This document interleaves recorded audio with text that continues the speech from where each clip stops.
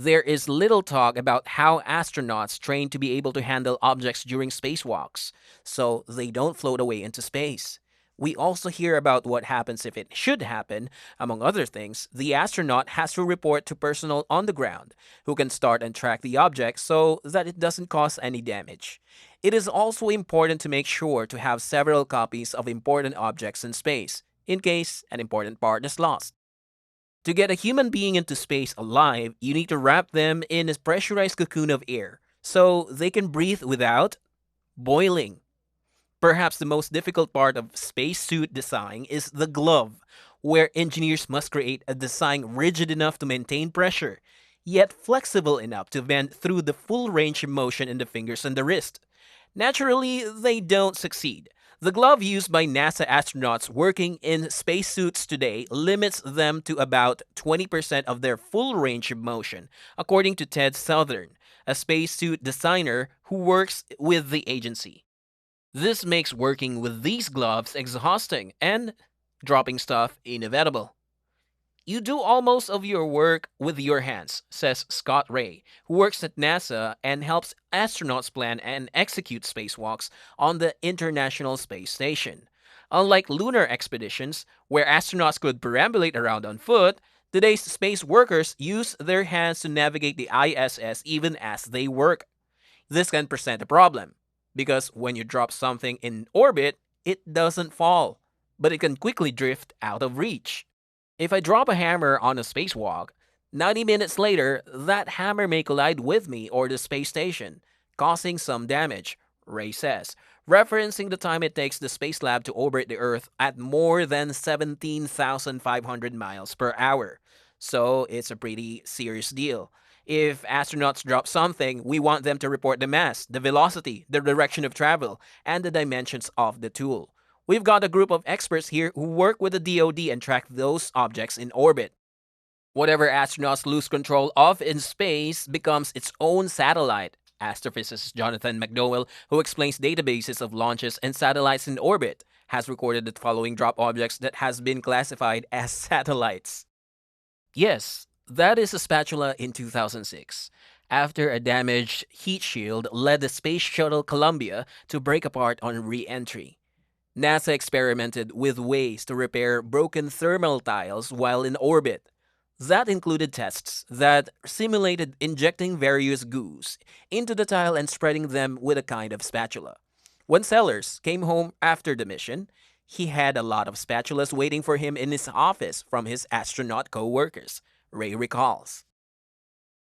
In a June 2018 spacewalk, astronaut Drew Ferstel lost a wire tie used to secure bundles of wires outside the station while installing new cameras on the outside of the station. You can see Feistel and colleague Ricky Arnold at work in this video. You can see them checking their gloves and helmets, securing wire bundles, and very carefully moving their tools across the station. You don't see them losing the wire tie. Naturally, NASA spends a lot of time working on not dropping things. Every tool is attached to a tether that should be linked to a suit or the station at all times. Ray says astronauts learn a protocol known as make before you break to remember to hook each tool down before they lose contact with it. But over the course of a 6-hour spacewalk, concentration can lapse, especially when all of those tethers are floating in microgravity and bumping into each other in your toolbox. I also come up with the most efficient tool configuration, Ray says. The best way to reduce the risk of losing a tool is to reduce the number of tools on a spacewalk. But you never know if you're going to need an extra pry bar or a torque wrench in case you encounter something off nominal. The good news is when it comes to lost objects in low Earth orbit, about 250 miles or 402 kilometers above the Earth, is that most soon drift into the atmosphere below and burn up. The most important thing is avoiding near-term damage to the space station. Ideally, if a crew member were to drop something, we'd want it to be heading nadir, towards the Earth, and in aft direction, so its falling orbit would be lower than the space station, Ray says. If it went zenith, in a way you're sorting of pushing it into higher orbit and possibly higher velocity, its next orbit could collide. Luckily, the ISS is usually equipped to boost its altitude thanks to the rocket engines on the Russian module. which it does to maintain altitude and dodge orbital debris, whether created by astronauts or anyone else. Space trash could kill satellites, space stations, and astronauts. The number of objects that make up space junk continues to grow each year. 7 astronauts aboard the International Space Station woke to unwelcome news on the morning of November 15, 2021. NASA, the U.S. Space Agency, was worried. The station was zooming directly into a suddenly dangerous area littered with trash. A collision could damage the spacecraft, and that could threaten the safety of everyone inside. NASA warned the astronauts to take cover. The astronauts closed hatches between sections of the ISS and climbed into escape ships. Then they waited. Fortunately, they transited the area without a mishap. All clear. Soon, the source of all the debris would be revealed. Earlier that day, the Russian government had launched a rocket to blow up a big satellite. The satellite hadn't worked since the 1980s. This launch was testing a new missile technology.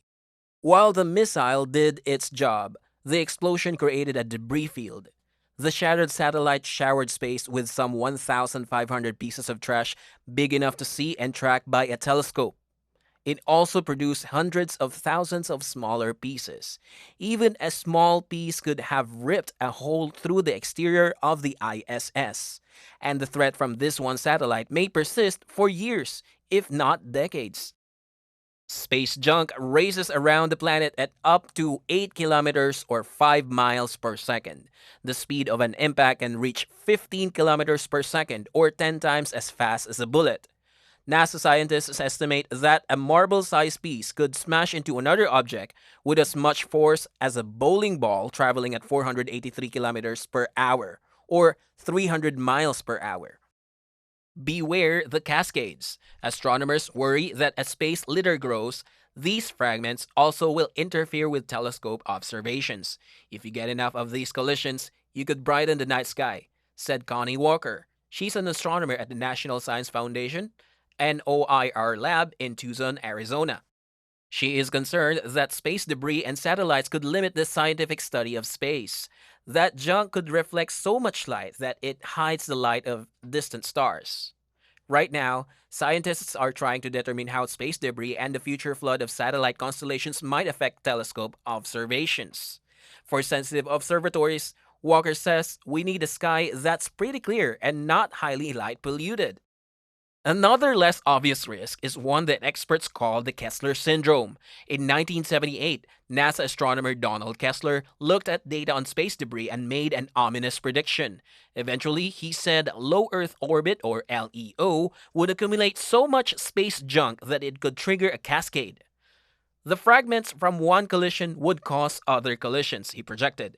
Debris from those collisions would then cause more, and more, and more. This became known as the Kessler syndrome or Kessler effect. We're not there yet, says Seitzer, but unless private companies, military operations, and spacefaring governments take the problem seriously, he says, such a cascade could happen.